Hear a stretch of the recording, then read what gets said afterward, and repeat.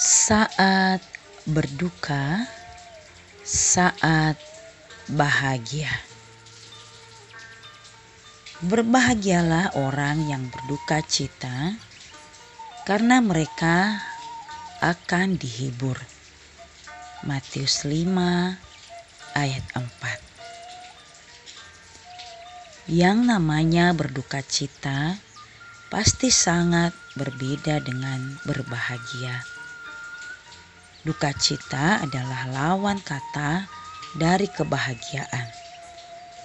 Lalu apakah firman yang ditulis itu tidak salah? Duka cita atau kesedihan menyelimuti hati seseorang ketika ia ditinggalkan orang yang dikasihi. Entah itu orang tua, sahabat, pacar, suami atau istri, dan sebagainya. Duka cita yang kita rasakan seolah-olah tak terobati meskipun terus dihibur oleh banyak orang. Jika demikian, lalu duka cita bagaimana sesungguhnya yang dimaksud oleh Tuhan? Sesungguhnya ada duka cita yang merupakan dosa dan ada duka cita yang justru mendatangkan pengampunan.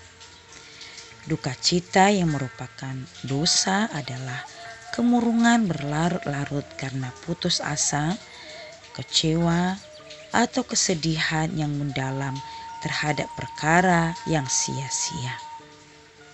Duka cita yang dari dunia ini menghasilkan kematian. 2 Korintus 7 ayat 10. Adapun yang dimaksud duka cita yang mendatangkan pengampunan adalah duka cita karena dosa, baik itu dilakukan diri sendiri ataupun perbuatan orang lain. Inilah duka cita yang Tuhan maksudkan. Menyadari ketidaklayakan di hadapan Tuhan akibat dosa-dosa yang diperbuat akan menimbulkan rasa duka cita yang mendalam dalam diri seseorang. Orang berdosa yang telah dijamah oleh kuasa Roh Kudus tidak akan bersuka cita karena dosa-dosanya. Sebaliknya, ia akan meratap dan berduka karena sadar bahwa jalan-jalannya sudah jauh dari kebenaran dan telah melukai hati Tuhan, karena hidupnya sudah tidak kudus lagi.